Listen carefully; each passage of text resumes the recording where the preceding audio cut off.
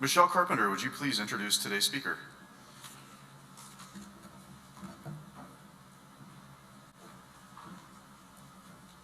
Hi everybody, it's great to be here. I know most of you. My name is Michelle Carpenter, and it's been really an honor and a privilege to be a teacher in Boulder Valley for the last 30 years. I know you can say I started when I'm 16. I'm not old enough to have done anything for 30 years, but here I am. Dr. Anderson, I'm ditching class to be here today. I hope that my absence is excused. Great. Well, super. So, Dr. Anderson, did you have any idea when you accepted this job what you were in for? It has certainly been a couple of years. I would like to personally thank you, Dr. Anderson, for your leadership and courage in the face of, list them out, the ongoing pandemic that just seems to not end, a heartbreaking mass shooting that we had at King Soopers last spring. It felt like it stripped our community of our innocence. And then most recently, a very destructive firestorm that threatened and ruined so many homes, memories, and visions for the future of our students and families. Through all of this, though, Dr. Anderson, you have led the charge to care for all of us educators, for our students, and for their families. And you've done that with great compassion. And so on behalf of so many of us, I thank you for that. Boulder Valley School District says that our people is our strength. And never has that been more evident than in the past couple years when we've been faced with so many life-changing and previously unimaginable challenges. So again, thank you, Dr. Anderson, for your continued leadership. We're delighted to hear what you have to say today. And I have a surprise. Apparently, you're still wearing a red badge. So today, can somebody pop in circumstance, and we'll graduate Dr. Anderson today?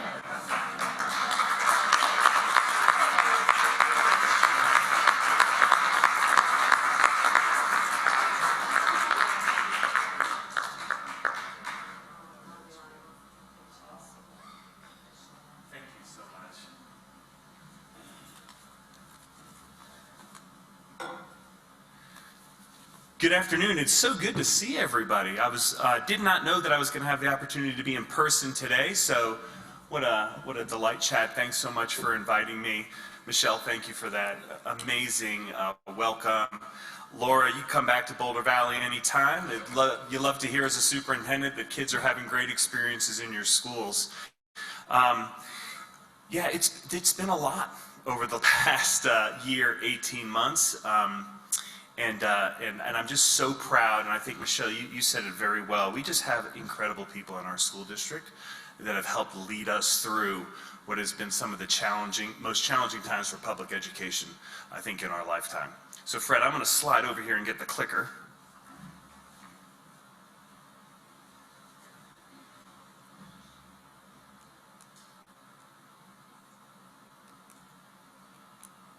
Is that me or you, Fred?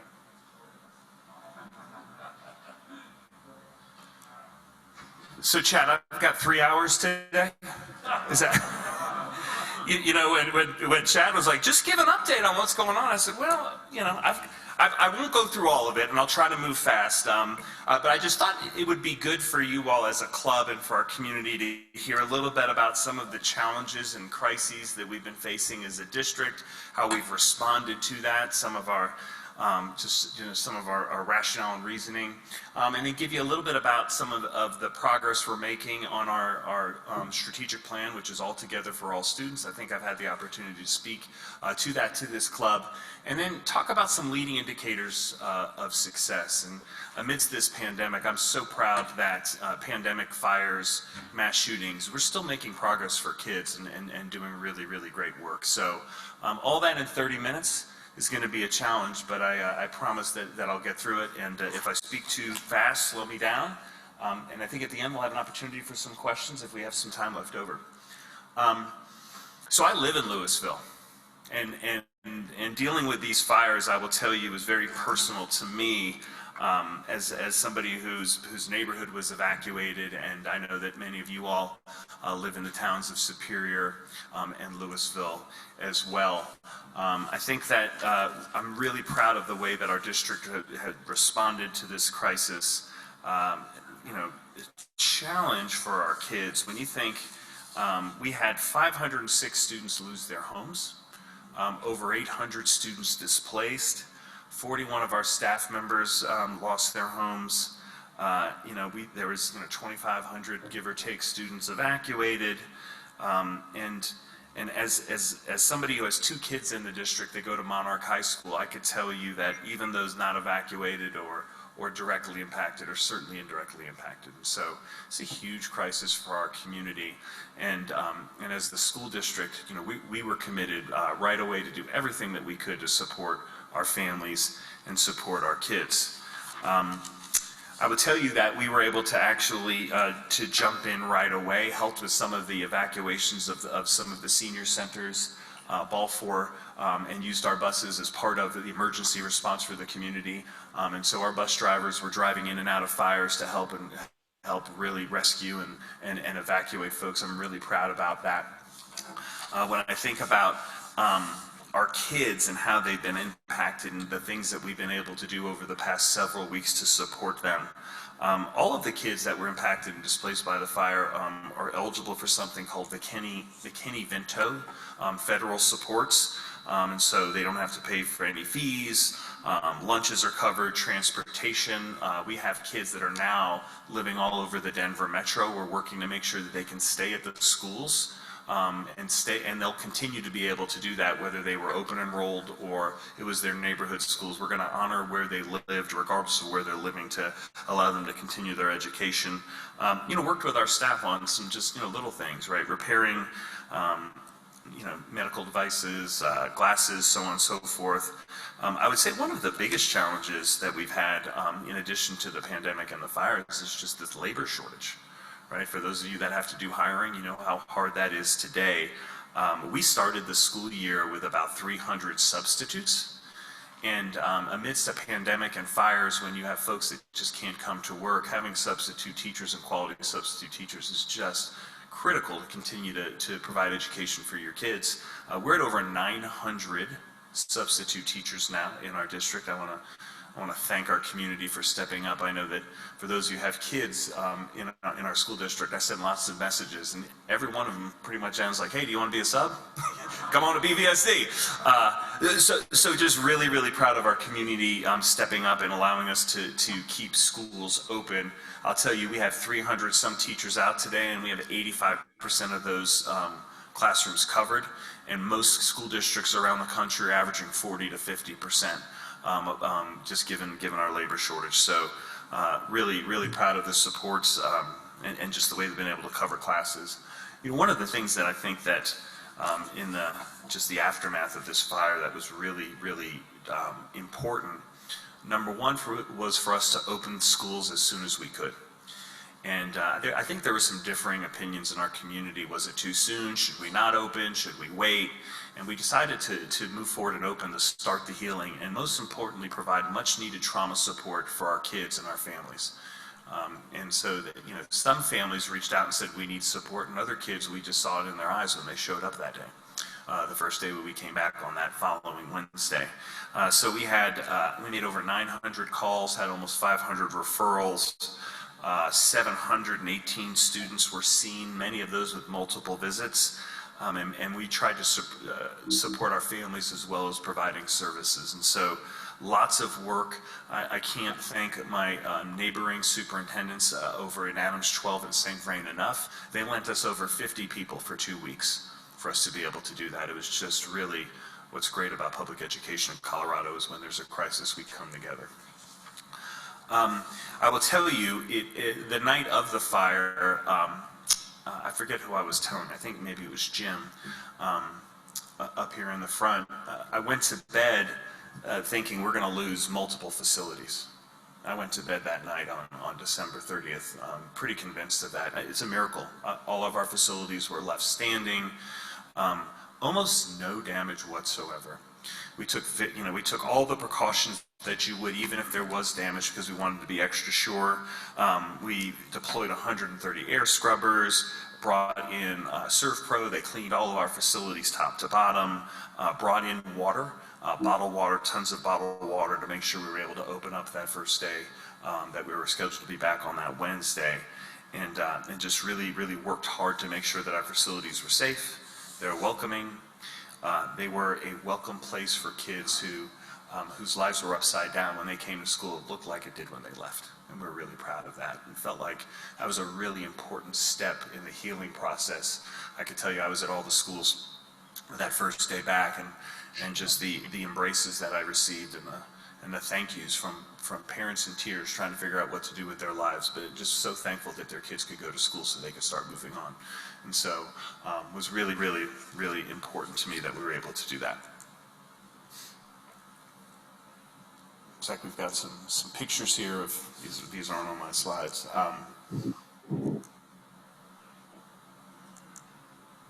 So communications, we try to communicate thoroughly and often. That is our approach in BVSD. I'd rather over-communicate than under-communicate, and because you could always delete it, or you could mute me if it becomes annoying. Try to communicate. Did lots of opportunities to communicate with our families. We stood up a website within 24 hours, and we just created systems to make sure that we're communicating not only with our community at large, but with those families that were directly impacted, serve as a resource.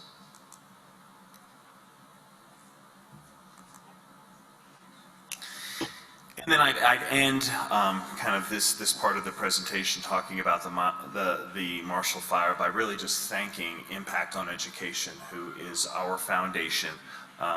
Throughout the pandemic, throughout all of the crises, the King Super shooting, and most importantly in the Marshall Fire, they have jumped into action right away. One of the most heartwarming things that I was able to see on my first day back in schools was that for every student that was impacted, there was a new Chromebook, a new backpack filled with all the school supplies they would need waiting for them. And watching elementary school kids at Coal Creek Elementary go to pick out their new backpack was one of the most special things I've seen in a long time. And that was because of Impact and the work that they do. They stand beside us. They're our partner. They've helped us raise over $400,000 in our Criticals Needs Fund. And so thank you to our community and everybody who was willing and able to donate, supporting all kinds of needs for kids as we start to think about the recovery of this fire. And they're also helping us in two really, really important areas, which is mental health supports and helping us fund transportation for those families that had to move outside of the area by being able to supplement McKinney-Vento with some additional funds to be able to provide reimbursement for those families that are able to drive their kids. And so just wonderful response. I'm proud of this community for coming together amidst this tragedy, and I'm proud of our schools for being there for our kids. And just can't thank our teachers, our leaders, our bus drivers, our food service workers, maintenance staff. Just really brought out the best in our organization. And but you can't pull stuff off like this if you don't have amazing people. And so it's just another reminder for us on how fortunate we are to have a school system with such talented, purposed, amazing, caring, loving people serving our kids, my kids and yours. And so that was the Marshall Fire. Oh yeah, there's a pandemic going on as well for those of you that have been tuning in. And this has been, just an incredible challenge. There's at our table we were talking. We've been fortunate to have really great partners in Boulder County Public Health and Broomfield Health, kind of along the path with us as we've navigated these challenges. But there's certainly philosophical differences within communities, which is tough. And I will say that as we came together the beginning of this year, we made a goal, and made it our goal to make sure that we were going to keep schools open 5 days a week, safely, keep kids in school. I've got kids. For those of you who have kids or have friends who have kids, you know and understand what that isolation did to them during the pandemic. It wasn't good for their social being, their mental health. We knew we needed to do that safely, and so lots of effort. Many of the efforts unheralded have gone through to make sure that we have been open every single day in every single school this semester. Just an incredible feat, something I'm very proud of. We always look at this situation. Literally, we had an hour-and-a-half public meeting with a health department last week at our board meeting. For those of you that on Tuesday nights, if you don't have plans, you could tune in. We're always talking about something wonderful in our school district, and we just dig into the facts around what's true and what isn't in regards to this pandemic, and how are we going to mitigate the challenges to keep kids in schools. We have plans, we have contingency plans, we have backups to the contingency plans to make sure that we are ready, regardless of what this virus sends our way, to make sure that we're keeping kids in school and keeping kids safe. We will continue to, and our board has been committed to making sure that we follow the advice of Boulder County, the advice and guidance of our health partners. Again, and they've been wonderful. And for those of you who know Jeff Zayak and now Camille Rodriguez, they have just incredible community leaders. Really difficult jobs. Every time I think my job is tough, I think about them and what they've had to do over the past 18 months. I'm just very thankful for their leadership in keeping our community safe. And if you were to look at the number of quarantining that's happened, the amount of quarantining and the number of cases that we've seen throughout the Denver metro, Boulder County has done incredibly well, and on most days has the least amount of cases and has the most kids in school. And it's because of some of the protocols that they've helped us develop to make sure we're doing everything that you need to do to properly mitigate for a virus of this nature. I mean, I think there's amongst the most important protocols right now, as we see Omicron surging, is if you're sick, stay at home. And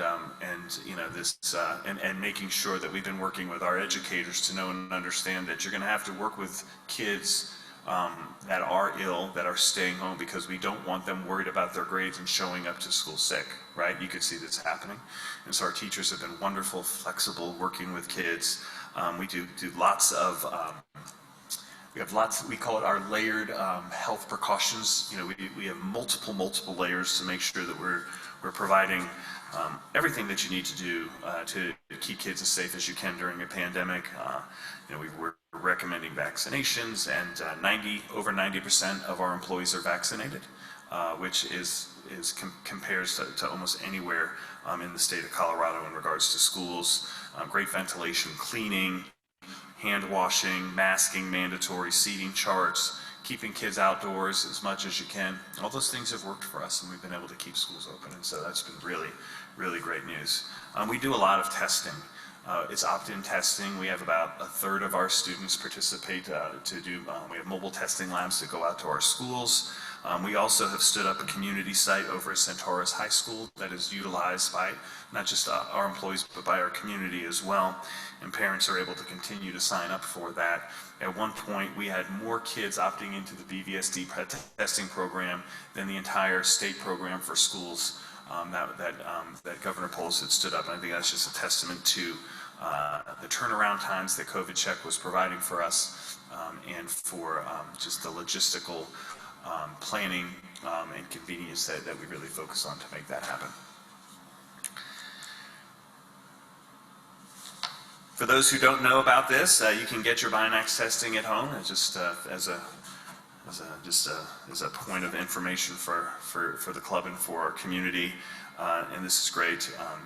Testing, I know over the holidays was tough to come by, but I know that there's also President Biden just rolled out a federal program where you could also sign up to get those at the federal level.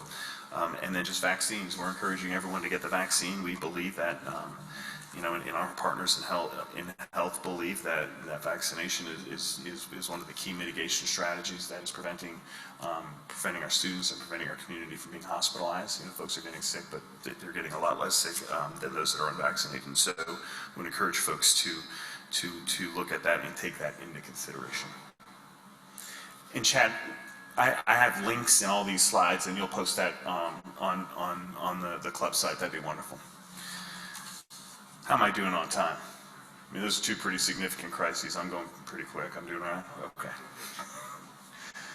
So, before the pandemic, and before the fires, and before the King Sooper shooting, we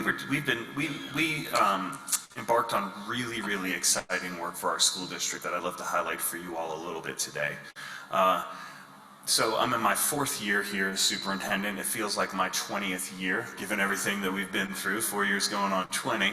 After being here, I took 100 days to really reflect on what the community needed, what were we doing well, where do we need to get better.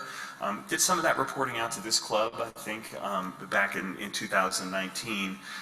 We used that information and that community input to really drive a process that developed a really strong strategic plan that's going to help us be better for all kids.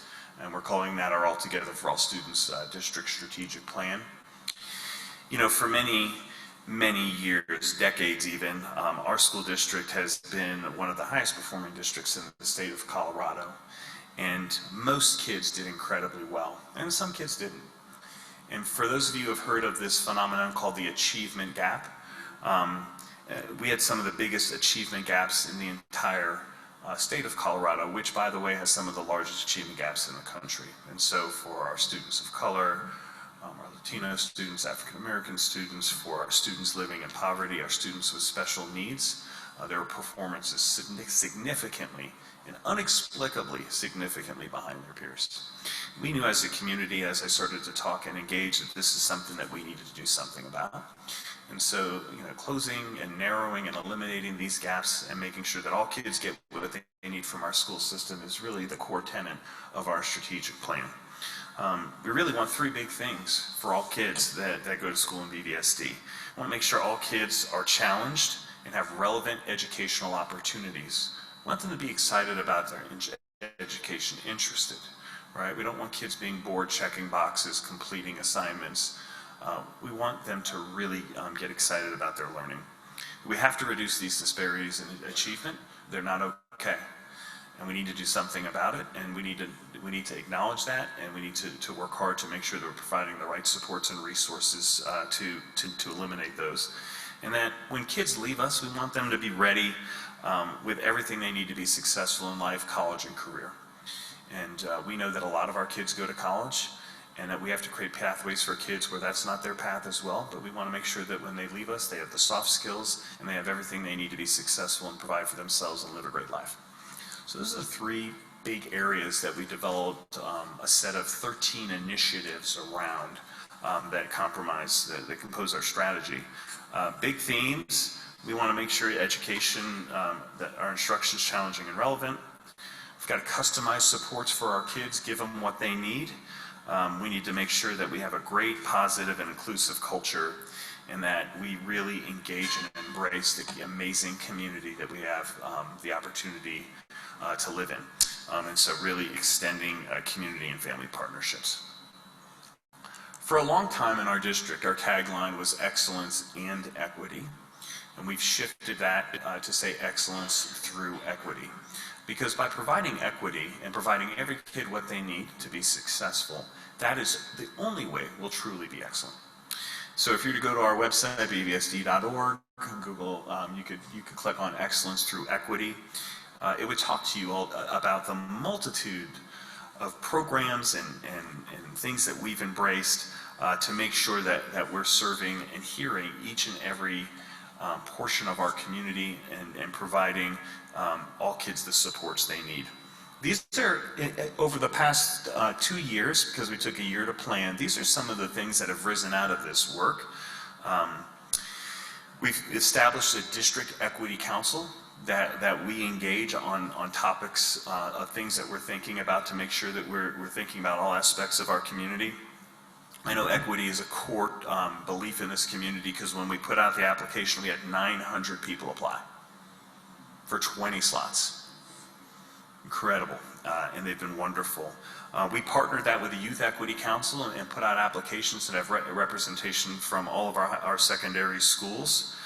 We created 2 separate councils for parents who were getting a very different experience, not a positive, but an experience that needed to improve in our community, our Parents of Color Council and our Latino Parent Advisory Council, who help us shape and co-create with us as we think about solutions to serve all kids. Based on the work of these equity councils, we've revised all of our discipline policies. We've provided culturally responsiveness training to all of our employees. We've increased restorative practices. You know, when a kid gets in trouble in school, we want to make sure that they learn from that experience so that it doesn't happen again, as opposed to throwing the book at kids when they make mistakes. And that's really at the core of restorative practices.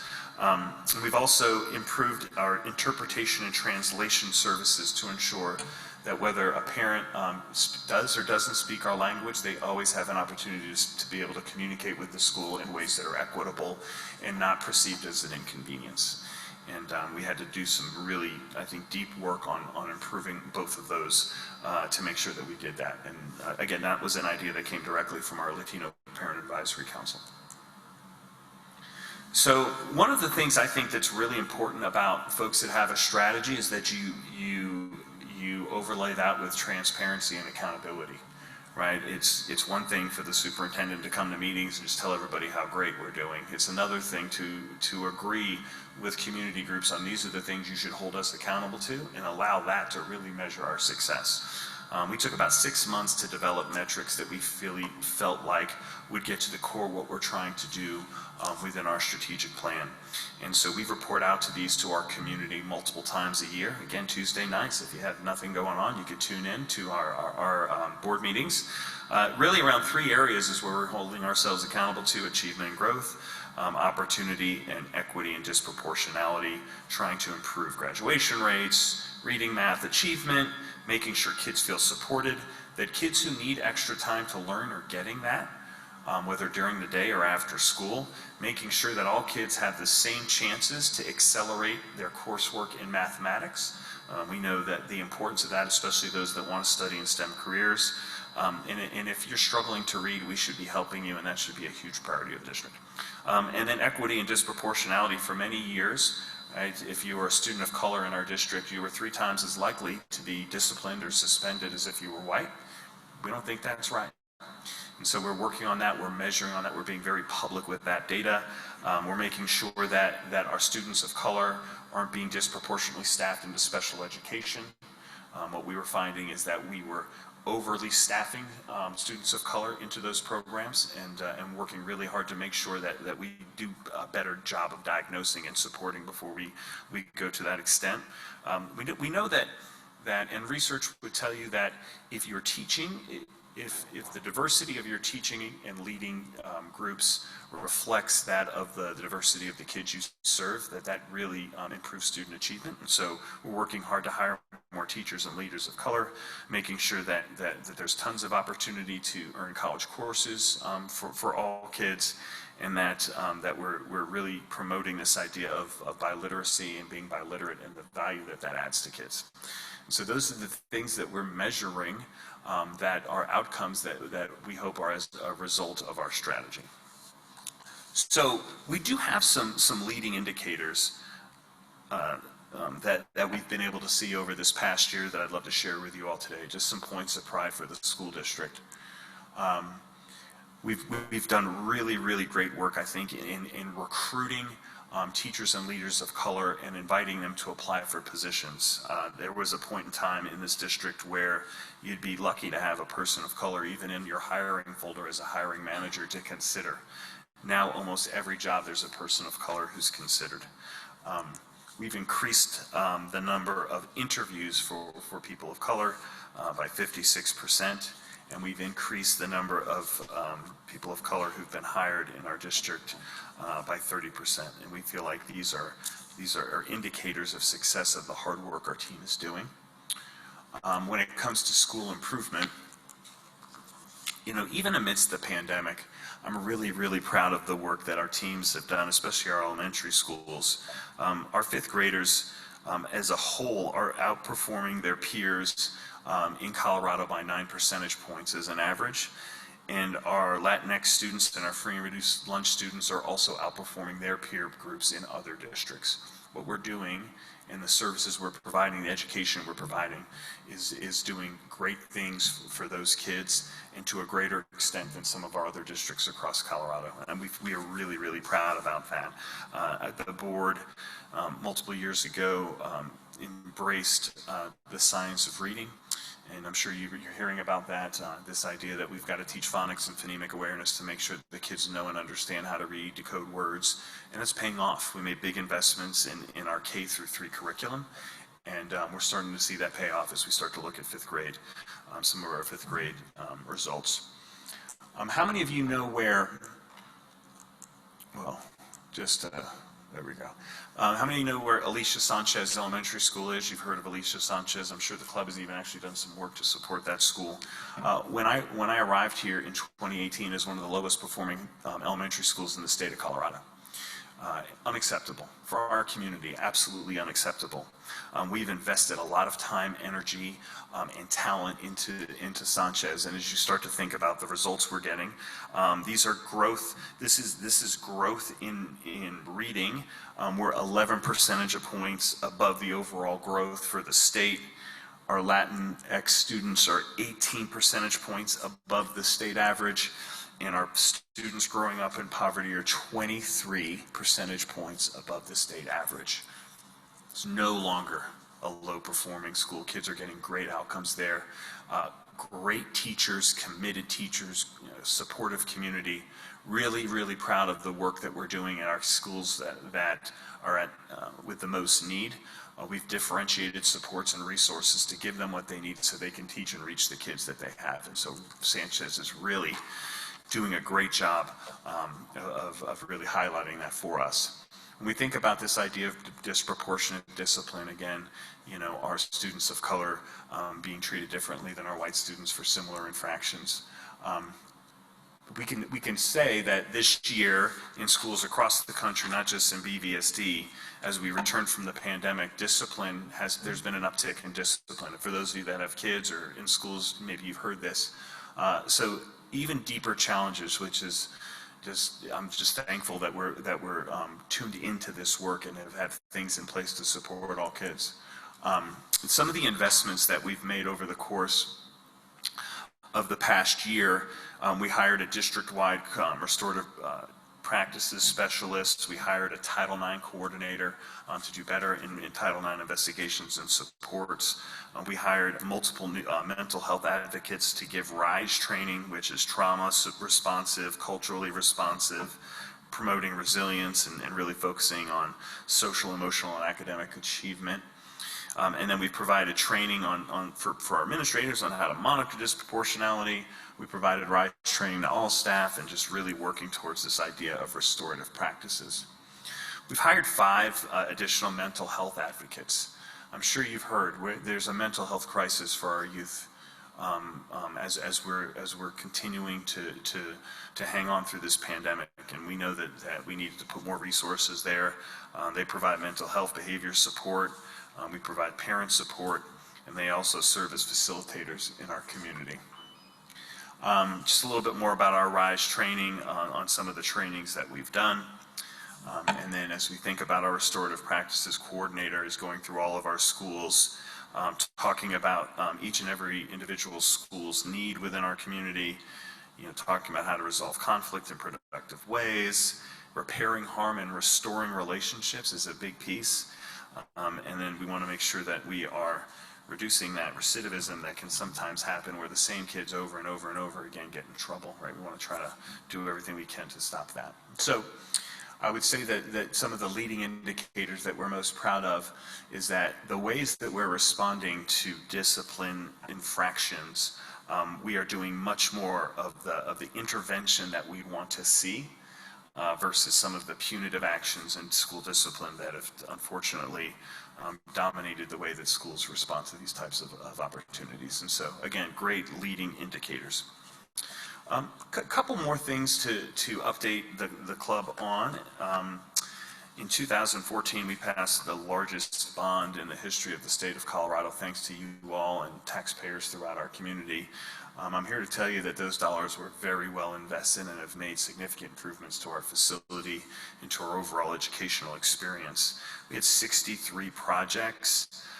We built 5 brand new schools and 2.5 new support facilities. I don't know about the half. I don't know how you build half a facility, but I'll have to get back to you on that. But let's call it 3, right? In addition to our original scope, we expanded the scope to do some really great work. Not only are all schools now have air conditioning, we've increased security with some cameras. We've been able to rebuild and renovate Centaurus, Justice High, University Hill. Uni Hill is just elementary school is just a beautiful, beautiful facility, and certainly did that amongst just fighting back inflation as we think about those dollars. Every school got money to focus on innovation, and schools and their communities had input and say, and we felt it was really, really exciting. We became much more energy efficient. Overall, we're 24% more efficient energy-wise. We really focused on waste diversion through our projects, with 11 of the projects diverting almost 75% of the waste. Really ties into the next topic I'll talk to you all about, which is our sustainability plan. Created outdoor learning areas, and just did lots of I think, really great updates. Improving indoor air quality was really a focus for us, and thank goodness we focused on that, because that's really served us well amidst this pandemic. And also took care of the deferred maintenance things that you would see typically in a capital construction program. And last but certainly not least, per board policy, every 5 years we develop a sustainability strategic plan for our district. Over the past 5 years, and this was reported out this past fall, made really, really great progress. I will tell you that we're one of the leading districts in the country when it comes to sustainability, and we know that that's a strong community value, and it's something that we embrace and support. We're doing great with district waste diversion, energy use reduction. We're really teaching our kids about the importance of sustainability through our green teams, and a 13% reduction in greenhouse gas emissions.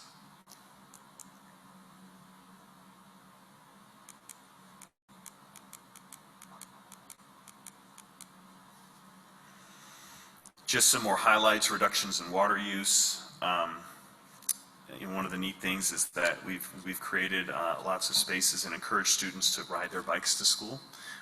And that's been a neat thing to see come to fruition. 55 electric vehicle charging stations. Again, these new outdoor learning spaces have served us well amid this pandemic, but are just really great ways to engage kids, get them out in nature. So this past year, we've worked on a new sustainability action plan. Go to our website. You can click on the whole thing. It's about 30, 40 pages. We took a collaborative approach, partnered with the Green Schools National Network. If you go to our website, we presented to the board on this for about 30 minutes if you're interested in this. Just another really great thing to highlight to our community, that we take sustainability very serious, and we're actually doing really great work in that area. So what's on the horizon for us? Hopefully not another variant, but that probably is, and so we'll continue to do the things that we've done to keep kids in school. I would say that I think about the next 6 to 12 months, I'm really excited about some of the work that's still embedded in our strategic plan that we think is going to really be great for our kids and our community. Increasing our work and career-based experience for students, right? Really focusing on this, the power of just field trips to understand and know, what kinds of jobs are out there, internships, apprenticeships, opportunities to earn industry certifications. You'll see a big push for us in the next 6 months to really expand those opportunities.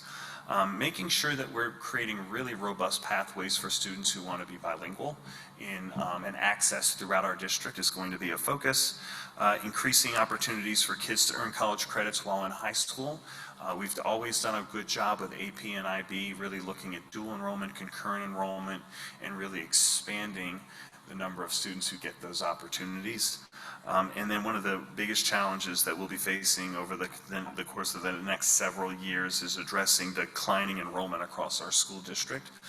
This is a phenomenon that's hitting districts all across the Front Range.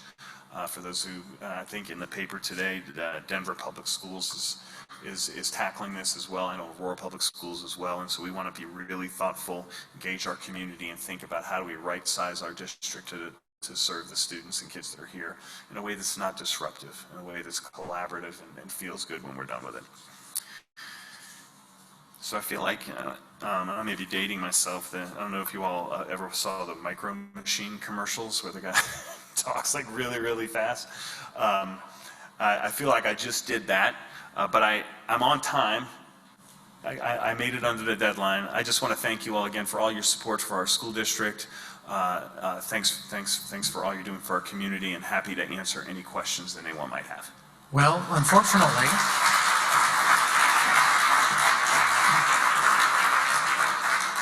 I think we're a little short on question time, but I'd like to thank you. What an incredible amount of information that you packed into a half an hour. That was really a stunning update.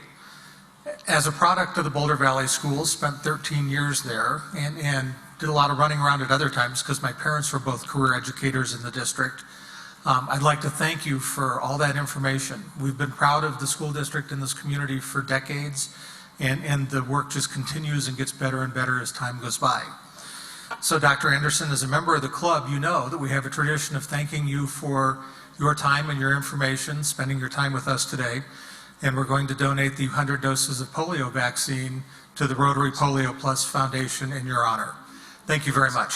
Thank you. Thank you.